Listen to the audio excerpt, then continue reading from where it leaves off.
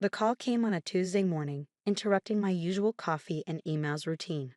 When I saw Rebecca's name flash across my screen, I knew it wasn't going to be pleasant.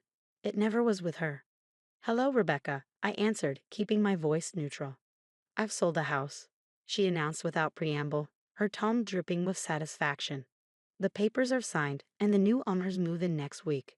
I hope you've learned your lesson about respecting your elders." My name is Olivia Matthews, and the house Rebecca was so smugly talking about was my childhood home. The one my father had left me when he passed away 2 years ago. Or at least, that's what Rebecca thought. "The house," I repeated, fighting to keep the amusement out of my voice. "You mean Dad's house?" "Don't play dumb, Olivia. You know exactly which house. The one you've been squatting in rent-free since your father died. Well, that ends now. I found buyers who will actually appreciate the property." I took a slow sip of my coffee, remembering the meeting I'd had with Dad's lawyer, Mr. Harrison, just days after the funeral. Rebecca had no idea about that meeting, about the documents we'd signed, or about the real ownership of the property. "That's interesting," I said carefully. "And you're sure everything's legal?" She scoffed. "Of course it's legal. I'm his widow, and the house was in his name. You may have been his precious daughter, but I have rights too. Maybe next time you'll think twice before questioning my decisions about the remodeling." Ah, there it was. The real reason behind this power play. 3 months ago, I'd stopped Rebecca from gutting the house's historic features: the hand-carved banisters, the original hardwood floors, the stained glass windows my father had lovingly restored over the years.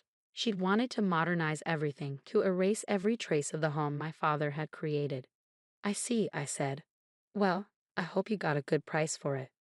"Don't worry about the price," she snapped. "Just make sure you're out by next Friday. The new owners are eager to start their renovations." I could almost see her smirking, imagining me scrambling to pack up and move out. If only she knew. "Thanks for letting me know," I replied. "Goodbye, Rebecca." As I hung up, I couldn't help but smile. Rebecca had always underestimated me, just as she underestimated my father's foresight. She thought she knew everything about our family's affairs, but there was so much she didn't understand. I picked up my phone again and dialed Mr. Harrison's number. "Olivia," he answered warmly. "I was expecting your call." "She did it," I said. "She actually tried to sell the house." "Did she now?" I could hear the amusement in his voice. "Well, this should be interesting. Would you like me to set things in motion?" "Yes, please. And Mr. Harrison, make sure the buyers understand exactly what's happening. I don't want innocent people caught in Rebecca's mess." After hanging up, I walked through the house, my house, running my hand along the walls my father had painted, the door frames he'd restored, the window seats where we'd spent countless hours reading together. Every inch of this place held memories, stories, pieces of our life together. Rebecca had married my father 5 years ago, when I was 23. At first, she played the part of the caring stepmother perfectly, all smiles and sweet words. But after the wedding, her true colors started showing. She tried to drive a wedge between Dad and me, made snide comments about our close relationship, and constantly pushed to change things about our home. Dad saw through her eventually, but by then his health was failing. In his final months, he called me into his study one evening while Rebecca was at her weekly spa appointment. "Livy," he'd said, using his old nickname for me, "I need you to trust me. Things aren't what they seem with Rebecca, and I've made arrangements. When the time comes, go see James Harrison. He'll explain everything." I'd wanted to ask more questions, but Dad had been so tired, so weak. 2 weeks later, he was gone. Rebecca had barely waited until after the funeral to start asserting her authority over the house and everything in it. She'd moved my father's belongings into storage, redecorated rooms without consulting me, and made it clear that she considered herself the sole owner of the property. What she didn't know was that my father had seen this coming. The meeting with Mr. Harrison had revealed just how carefully Dad had planned everything. The house, despite appearances, had never been in his name alone. Through a series of legal maneuvers I didn't fully understand, he protected it, and me, from exactly this kind of situation. My phone buzzed with a text from Rebecca. "I expect the keys on my desk by Thursday. Don't make this difficult, Olivia." I smiled, typing back, "Don't worry, Rebecca. Everything will work out exactly as it should." She didn't respond, probably thinking she'd won. But the real show was about to begin, and I had front row seats to watch her carefully constructed plans fall apart. My father had always told me that patience was a virtue. Sometimes he'd say the best response is to simply wait and let people reveal their true nature. Well, Rebecca had certainly revealed hers. Now it was time for her to learn about mine. I spent the rest of the morning going through some old photos I found in Dad's study. There was one of us working on the house together, covered in paint and sawdust but grinning like fools. Another showed us in the garden he planted, surrounded by the roses he'd lovingly tended. Rebecca had wanted to dig up those roses last spring, claiming they were old-fashioned. I'd stopped her then, just as I was about to stop her now. My phone rang again. Mr. Harrison. The wheels are in motion, he said.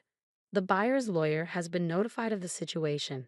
They're understandably upset with Rebecca, but relieved they found out before money changed hands. How long until she finds out? I'd say by this afternoon. Their lawyer is drafting a strongly worded letter as we speak. Would you like me to be present when she receives it? I thought about it for a moment. No, I decided. Let her deal with it alone.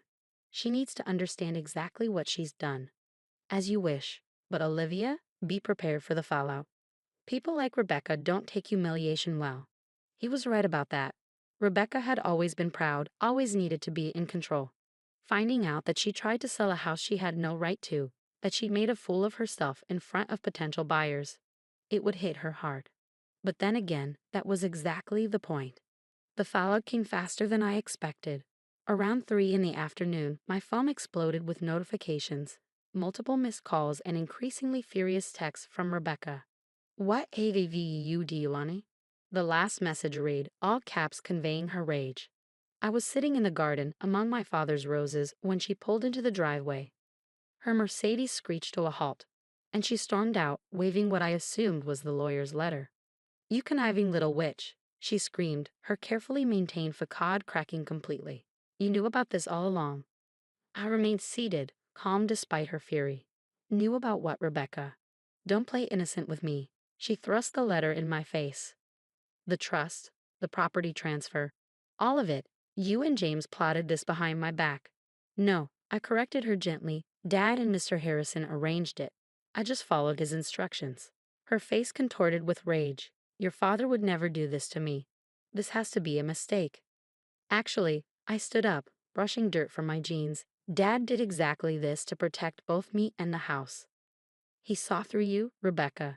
He knew exactly what you tried to do after he was gone. She took a step back, her designer heels sinking slightly into the soft garden soil. That's impossible. He trusted me. He loved me. Did he? I asked quietly. Or did he just let you think he did? The color drained from her face as the implications of my words sank in. My father, the man she thought she fooled completely, had outmaneuvered her from beyond the grave. The house was never in his name. I continued, watching her process each revelation. He transferred it to a trust years ago, long before he met you. I'm the sole beneficiary. You had no right to try to sell it. You're lying, she whispered, but I could see the doubt in her eyes. Check the property records, I suggested. They're all public. Dad made sure of that too. He wanted everything to be transparent when the time was right. Rebecca's hands were shaking now, crumpling the lawyer's letter. The buyers, they're threatening legal action. Do you have any idea how humiliating this is? Almost as humiliating as trying to throw your stepdaughter out of her own house. I countered. Or maybe as humiliating as spending years pretending to care about someone just to get their money. She flinched as if I'd slapped her. You don't understand anything about my relationship with your father. I understand more than you think. Dad told me everything before he died, about the prenup you refused to sign, about the mysterious withdrawals from his accounts, about the men you met with while he was in the hospital. Her eyes widened. He knew. He knew everything, Rebecca. He just waited, watched, and planned. Like father, like daughter, I suppose. She took another step back, her expensive suit now stained with garden dirt. This isn't over, she threatened, but her voice lacked conviction. Actually, it is, I replied, pulling out my phone. I've recorded this entire conversation. Would you like me to add it to the file Mr. Harrison is building about your attempts to illegally sell property you don't own? For the first time since I'd known her, Rebecca was speechless. She stood there, surrounded by my father's roses, looking completely lost. I'll make this simple, I said. Leave. Leave the house, leave me alone, and most importantly, leave my father's memory alone. If you try anything else, any more schemes, any more attempts to take what isn't yours, Everything comes out. The affairs, the money, all of it. You wouldn't dare, she hissed.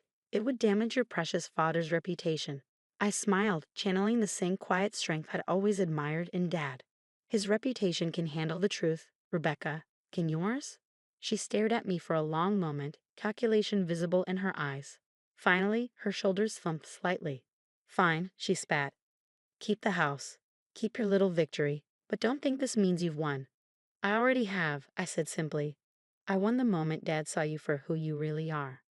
She turned and stormed back to her car, her heels sinking into the grass with each angry step.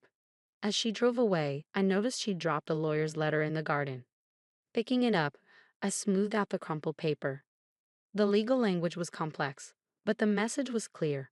Rebecca had no claim to the house, had never had any claim to it, and her attempt to sell it constituted fraud. My phone buzzed. A text from Mr. Harrison. How did she take it? About as well as we expected, I replied. But I think she's done. Your father would be proud, he wrote back. He always said you were stronger than anyone knew.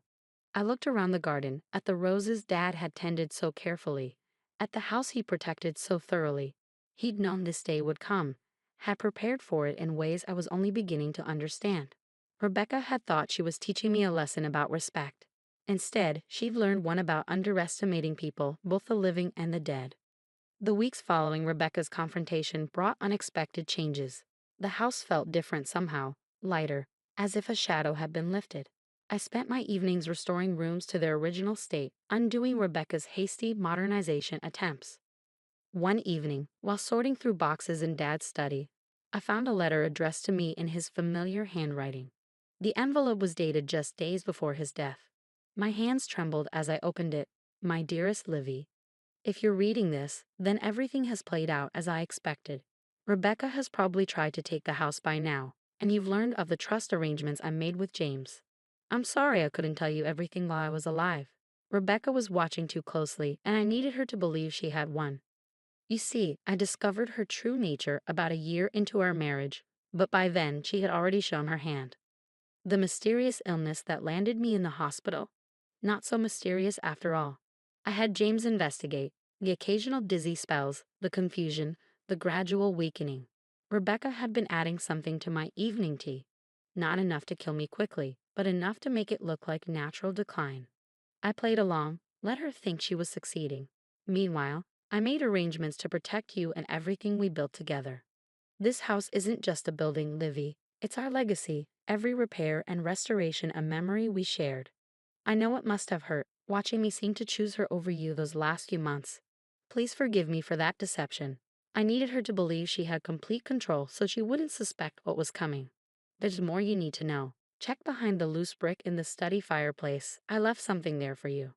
Remember, strength isn't always about confrontation. Sometimes it's about patience, about waiting for the right moment to act. I love you, my darling girl. Dad. I sat there for a long time, tears falling onto the letter.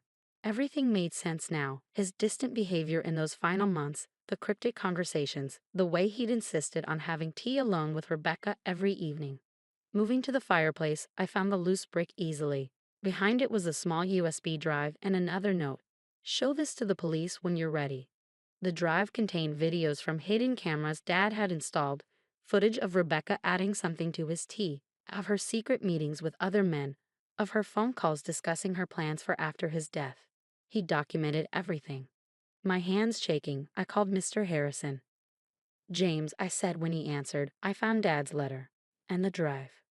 He was quiet for a moment. Are you ready to take the next step? I thought about it. The evidence on the drive was damning. Attempted murder, fraud, conspiracy. Rebecca wouldn't just lose her social standing. She faced serious criminal charges. Not yet. I decided. Let's keep it as insurance. For now, knowing we have it is enough. Your father said you'd say that. He replied, and I could hear the smile in his voice. He always said you had his sense of strategy. The next morning, a large envelope arrived from Rebecca's lawyer. Inside was a formal document relinquishing any claims to the house or my father's estate, along with a brief note. You win, Olivia. I'm leaving the state. Don't worry about hearing from me again. Just keep what you know to yourself. She'd found the cameras. Of course she had. She would have been searching the house for anything incriminating after our confrontation. The evidence on the drive was just backup. The threat of its existence was enough. I stood in Dad's study, surrounded by the life we'd built together, and felt a deep sense of peace. He had protected me one last time, taught me one final lesson about patience and strategy. The house remained as he'd wanted it, preserved, cherished, a testament to our bond. Rebecca's attempt to steal it had failed, just as her attempts to come between us had ultimately failed. In the garden, Dad's roses bloomed more beautifully than ever. I tended them carefully, honoring his memory in every flower that opened. Sometimes, while working among them, I could almost hear his voice. Remember, Livy, the strongest roots grow in silence, hidden from view until the right moment to bloom. He had been right, of course. Strength wasn't always about confrontation. Sometimes it was about waiting, watching, and letting people reveal their true nature. Rebecca had taught me about deception, about the masks people wear. But Dad had taught me something far more valuable: how to see through those masks, how to protect what matters most, and how to win without losing yourself in the process. The house stands as it always has, a monument to love, patience, and justice served quietly but completely. And somewhere, I like to think Dad is smiling, knowing that his final lesson was well learned. As for the USB drive, it remains behind that loose brick, a silent guardian ensuring that some stories stay buried, at least for now. After all, as Dad always said, timing is everything.